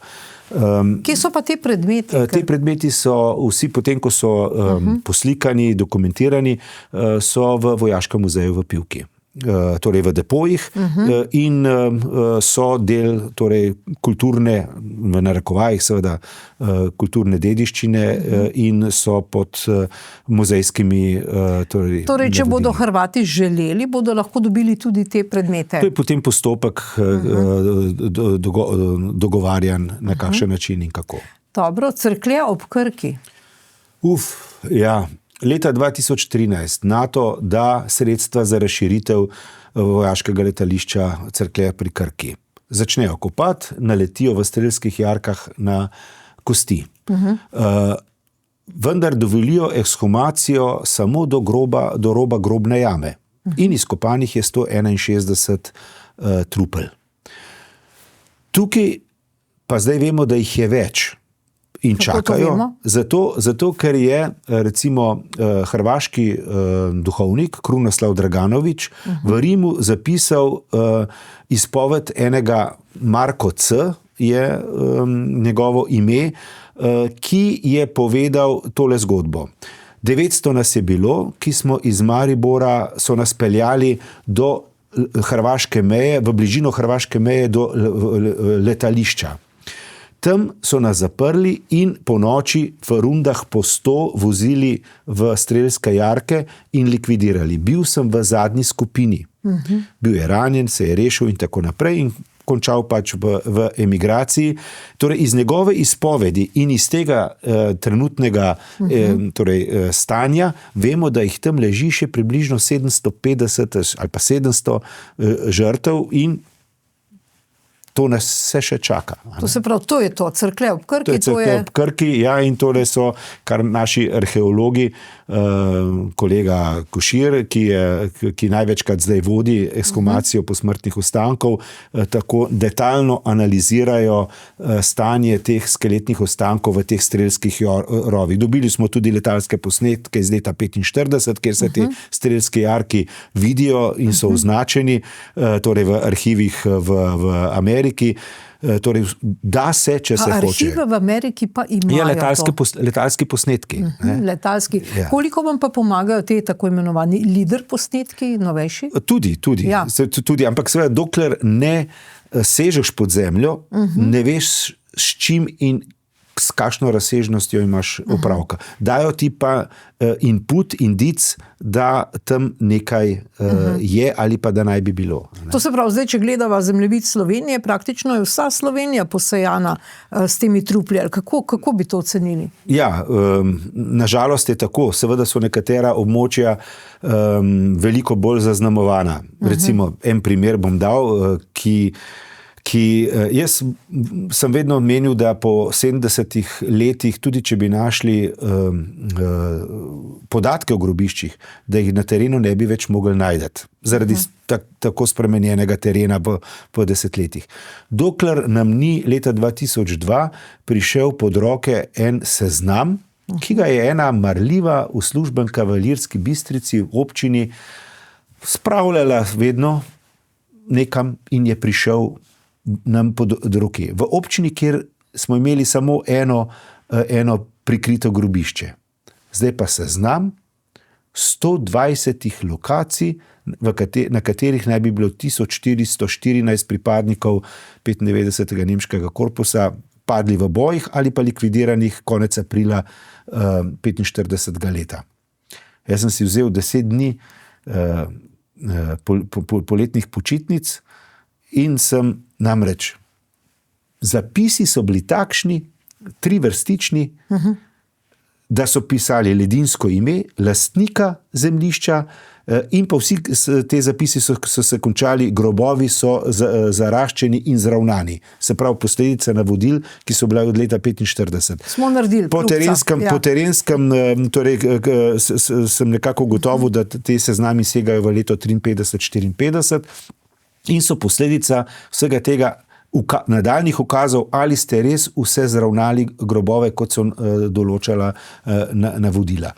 No in kasneje seveda se je potem ugotovilo tudi, da že, ne pa še vseh, jasno, da so dejansko na tistih mestih grobišča in tudi otroci teh lastnikov, ki so bili navedeni, so povedali, se mi je oče povedal, vas bom peljal tja, tukaj še krave se nočejo past, tukaj mi je pokazal, da so pokopane žrtve. In ljudje so s temi informacijami pač živeli, jih niso mogli pokazati do nekega časa, obdobja, ko si mogoče prišel do njih, pridobil njihovo zaupanje, ne samo tukaj, ampak tudi drugje. In zato je tudi, ne vem, moja moralna dolžnost, da vseh tistih stotin ljudi, ki so mi od leta 2000, ko sem popisoval teh 700 lokacij, dali te informacije. Da nas te informacije pripeljejo do teh končnih pietetnih dejanj, kot so vsaj označitev, če ne seveda terenska raziskava in ekshumacija. No, med temi slikami imamo tu še Crn grob. Ja, to je pa Crn grob, ki je v hrvaški torej zgodovini pomemben zaradi tega, ker so tukaj, ali pa bom rekel še vedno naj bi, likvidirali družinske člane visokih funkcionarjev hrvaške vlade. Namreč pripeljali so jih v Crn grob. Te najvišje, torej ministre, je potem 4. armada pripeljala v Postojno in potem v Zagreb, kjer so jim sodili, ampak usoda teh družinskih članov je pa potem končala, ali pa naj bi končala v Crn grobu. Mi smo 3 grobišča v Crn grobu našli, torej terensko raziskali, ne ekshumirali.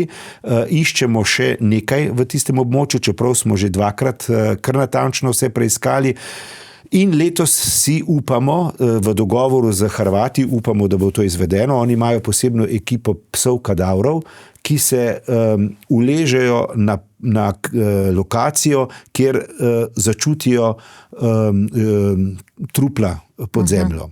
In upamo, da nam bo ta pomoč pokazala, ali pa pripeljala do tega, da bi te žrtve iz Crn groba lahko skupaj z hrvaškimi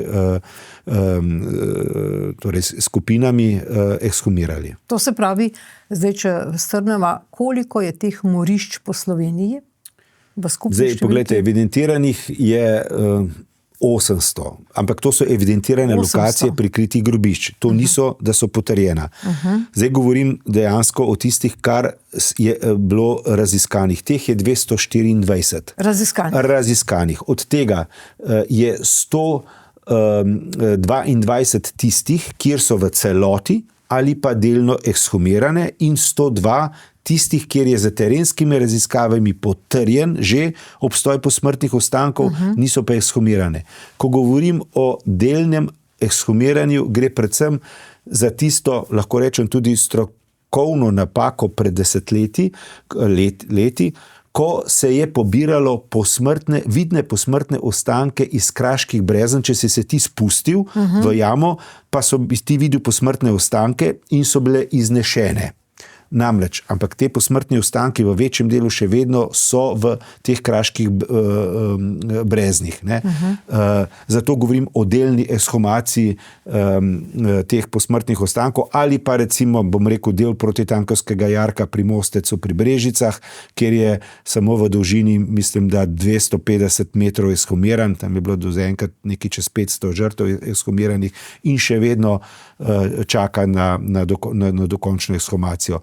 To so te številke. Je pa pozitivno je pa to, da smo v tistem obdobju 2016, 17, 18 uspeli vsa ta grobišča, kjer so potrjena ali pa delno ekshumirana, v naravi označiti, tudi z lesenim križem, tam, kjer so večja, torej grobišča, grobne jame ograditi z lesenim ograjo in na lesene te križe postaviti evidenčno tablico z osnovnimi podatki, kdaj je bilo, koliko je bilo in tisto, kar pa nas čaka ali pa kar si želimo, je, da bi tako kot si za hrvaška grobišča naredili tudi, ali pa naredili, se ga imamo, ampak treba ga je dati v javnost za vsa grobišča. Namreč tudi, ker tukaj v tej hrvaški knjigi smo dali tudi predloge za vzdrževanje, predloge za ureditev pravnega statusa, ker je treba vse te stvari imeti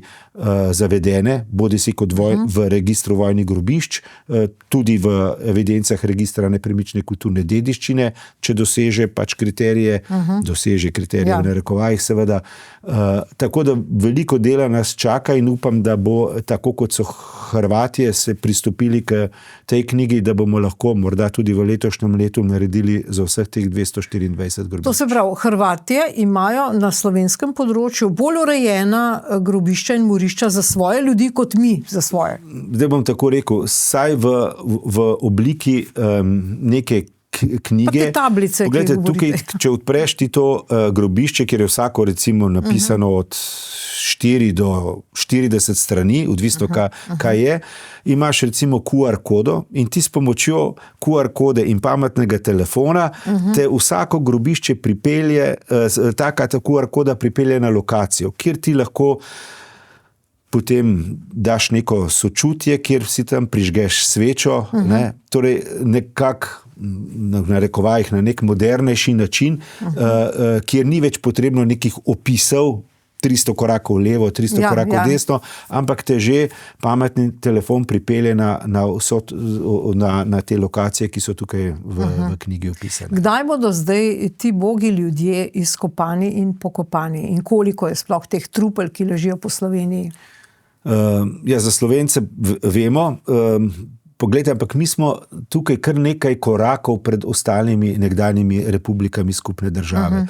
Hrvati so poskušali na Hrvaškem in pa v delu Bosne in Hercegovine ugotoviti, koliko smrtnih žrtev je bilo med drugo svetovno vojno pri njih, pa se je ta stvar nehala tam, mislim, da leta 2001-2002, niso prišli do konca, tako da čaka še veliko. Kar neko veliko pot so naredili Črnogorci, recimo v knjigi zelo zanimiv naslov Pucaj, rat je završen. Se pravi, streljaj, se je konec vojne, kjer so naredili eno veliko akcijo in je v tisti knjigi so napisane te osebe, ki so izgubile življenje na Slovenskem ali pa na poti, tako imenovani veliki zbeg iz Črne Gore, ko so se umikali proti Avstriji, pa jih je konec vojne dosegal v Sloveniji in so večinoma v okolici Zidanega mosta ali pa Kamniške Bistrice. Torej, lejte, kdo je moril? Ja, torej likvidirale so vojne ujetnike, partizanske enote, zlasti posebne, torej Korpus narodno-osvoboditev Jugoslavije in pa pripadniki OZNE po navodilih seveda vojaških in pa predvsem komunističnih oblasti, ki so... Vemo, kdo je takrat vodil, poglejte, te takšne industrija ubijanja ne bi morala iti brez ukaza predsednika Demokratične federativne Jugoslavije, kar je Josip Broz Tito takrat bil. Obenem je bil minister za obrambo, poveljnik partizanske vojske, generalni sekretar Centralnega komiteja Zveze komunistov Jugoslavije, predsednik potem Ljudske fronte in tako naprej. Čeprav ukaza pismenega o tem seveda ni, ali pa nismo našli. Verjetno tudi se ve, zakaj pismenega ukaza za takšne stvari niso bile, ampak seveda ob sodelovanju vseh takrat vodilnih politikov komunistične oblasti v vseh federalnih enotah, kar se Slovenije tiče, zlasti naših torej pripadnikov, ne samo OZNE, KNOJ-a, ampak seveda tudi političnih oblasti, torej prve slovenske povojne vlade, ki jo je vodil Boris Kidič. Ampak dobro, zdaj, če čez palec ocenimo tako nekako, glede na to industrijo in vse te tisoče mrtvih, pobitih, pomorjenih, brez sojenja seveda, je moralo biti vpetih kar veliko slovenskih državljanov, Slovencev v vse te poboje. Ne? In zato je seveda zelo lahko razumeti današnje razmere teh ljudi, ker oni na nezavedni ravni prav gotovo vedo za neko družinsko skrivnost, ki se vleče kot nek madež nekega pradeda, deda in tako naprej. In oni še danes to tiščijo in so raje tiho in imamo zato to situacijo. Ja. Predvsem moram vedeti, da tistih, ki so bili udeleženi, pri tem ni več. Biologija je naredila... Ja, pa otroci so, pa vnuki so, pa pravnuki so. Bom povedal eno zanimivo zgodbo, ko je kolega Pavel Jamnik našel ta dokument, pridobil ta dokument. Gre za grobišča na Marija reki.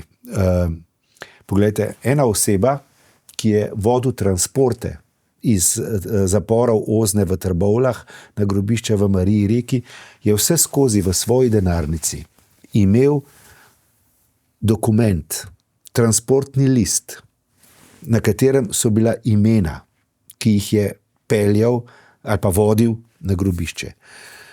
Zdaj pa to. Prva ime z tega transporta, gospod Plaznik, se je z grobišča rešil in imamo video izjavo, kako se mu je to zgodilo. Ampak to ni bistveno. Ko je ta gospod umrl, je njegova snaha ta dokument v njegovi denarnici našla. In ta njegova snaha je hčerka enega od teh navedenih na tem transportu. Se pravi, ta človek je mogel imeti neko bolj moralno pezo, ki jo je doživljal, ki je bil tudi soodgovoren, ne?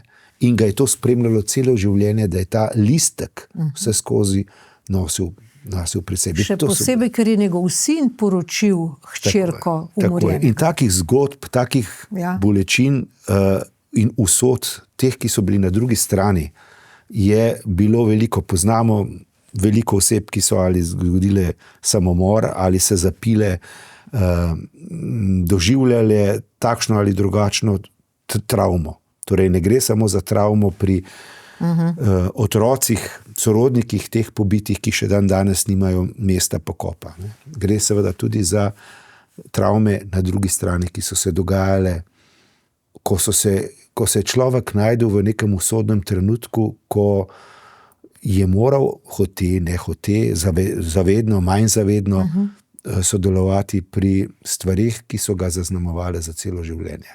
Ampak glejte, vaš oče je bil partizan, ne? Ne, ni bil partizan, je bil pa zgodovinar, ki je raziskoval to usodo. Kako ste vi praktično prešli to dilemo mogoče? Zanimivo zatem, ker na zadnje, ko so se odprli arhivi, sva veliko sodelovala pri njegovi zadnji, ali pa eni od zadnjih knjig, od 36 Dies Irae, usoda vaških stražarjev in četnikov jeseni 1943. Tam sem mu kot študent začel malo pomagati pri iskanju, kopiranju in tako naprej. In tisto mi je najbolj zaznamovalo, kar je z roko napisal potem na uvodni strani, en vers, jaz nocoj praznoval ne bom ne konca vojne in ne zmage. Zaprl se bom v svoj tihi dom in molil za Slovence svoje drage. Za njih bom molil, ki so nekoč bili rdeči, beli, plavi in potem izginili v usodi in potem naprej. Naj luč perpetua nam, naj sveti vsem, ki so izginili v gorje poplavi in tako naprej. Neke verze, ki so se mi takrat, ker je bil v nekem smeru, čeprav je bil komunist, tudi veren po drugi strani, zelo zaznamovali in smo konec njegovega življenjskega obdobja in začetek mojega raziskovanja pravzaprav delala skupaj na raziskovanju Kočevskega roga. Tako da bila so obdobja, ko pravzaprav jaz tudi kot študent nisem o tem pravzaprav skoraj nič vedel in te šele potem dogodki ali pa informacije, ki jih dobivaš, namreč zaradi tega, ker tudi nisem imel sorodstva, ki bi bil obeleženo ali pa traumatizirano s temi zgodbami. Zato sem polagoma spoznaval sošolce in tudi potem sodelavce nekje, ki pa so mi te usode pripovedovali, ki so bili zaznamovani, ki jih je ta stvar interesirala, zanimala. In sem začel sočustvovati z njihovim vedenjem in pa travmo in pa bolečino, ko teh krajev, ko za njih niso vedeli. Zato me je in poleg tega, ker sem že iz raziskovanja kulturne dediščine kočevskih Nemcev in usode nemške manjšine nekako poskušal z manj tipičnimi metodami zgodovinske stroke, pač kot sem rekel v začetku, dati nek kamenček v to zgodovino, ki nas še vedno razdvaja. In kot rečeno, ali sem pri tem revizionist, hvala Bogu, ja. No, ampak prav to omenjate, te svoje kolege na področju zgodovine, ki vam očitajo karkoli, ki vas pravzaprav tudi žalijo. Kaj pa študentje? Kaj pa vi danes rečete svojim študentom? Vas kdo kaj vpraša? Je tudi tu kakšna debata? Vsako leto dam na začetku predavanja študentom, poglejte, itak nimamo možnosti za ekskurzije več, ampak če se organizirate, se dobimo vedno po koncu študijskega leta, aprila in maja, in gremo na Kočevsko. Videli boste Kočevsko večplastno, tako kot je nobena druga pokrajina v Sloveniji nima. Nekdanje zaprto območje Kočevske reke, rušenje sakralnih objektov, 95 od 123 cerkva je izgubilo stavbno dediščino na tem območju. Videli boste ostanke ene od 100 vasi, ki jih ne obstaja več, nekdanjih prebivalcev. Videli boste grobišča, ki so nas zaznamovala v Kočevskem rogu. Pragost, ki je še na Kočevskem, recimo Reichenauski gost, največjo moderno žago, ki je nekoč bila na Krajnskem, na vrhu roga. Kulturni dom Kočevarjev staroselcev. Skratka, tako večplastno zgodovino, ki jo redko katera slovenska pokrajina, ne samo slovenska, ima na nekem majhnem območju. In prav vsi se organizirajo ob koncu leta in naredimo eno tako zaključek študijskega leta, da jim lahko pač prikažem ne samo ob predavanju, ampak tudi terensko. In ob tem se vedno spomnim tiste ekipe študentov leta 2004, ko so vsi rekli, ja, gremo v Kočevski Rog, ko smo presejali tisto zemljino in našli pravzaprav takrat, ko se sploh ni smelo ali pa bilo možnosti to vrstnega raziskovanja. Ne. In jih danes gledam te študente po 20 letih, ko so pravzaprav vsi na nekih položajih, strokovnjaki, muzejski delavci, arhivisti, in ko se takole srečamo, ne, se spomnimo na tisto terensko delo, ki ni tipično za nas, ki smo navajeni brskati po teh papirjih, ne, ampak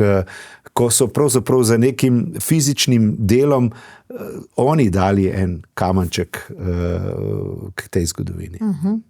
Doktor Ferenc, kdaj se bomo rešili teh posledic te grozne komunistične revolucije? Kaj se vem, težko bi rekel, ampak včasih se vprašam, zakaj so te blokade, zakaj so ta nasprotovanja, zakaj so ta ustavljanja možnosti teh pietetnih in civilizacijskih dejanj. Pa včasih pridem na idejo ali pa na odgovor na vprašanje, da morda razmišljajo prav v tem smislu. Bolj, ko bodo generacije si sledile, manj bo zanimanja, da bi te stvari pietetno in civilizacijsko uredili. Pa morda imajo te zanikovalci zločina v tem prav. Poglejte, ti se zelo zanimaš za usodo svojega strica, svojega očeta. Nekoliko manj že za dedka. Si ga še poznal, pa te zanima, kje leži, kakšno usodo je doživel. Pradetka ti nisi več videl. Ne? In zdaj, ko to minevajo desetletja in desetletja, se morda zanimanje za usodo svojih sorodnikov izgublja. Ampak to zanikovanje se nam vedno vrne kot bumerang. Vsako grobišče, ki ga načrtovano ali pa nenačrtovano odkrijemo in poskušamo posmrtne ostanke pokopati, ne, nas ponovno postavlja pred vprašanje odgovornosti. Ne.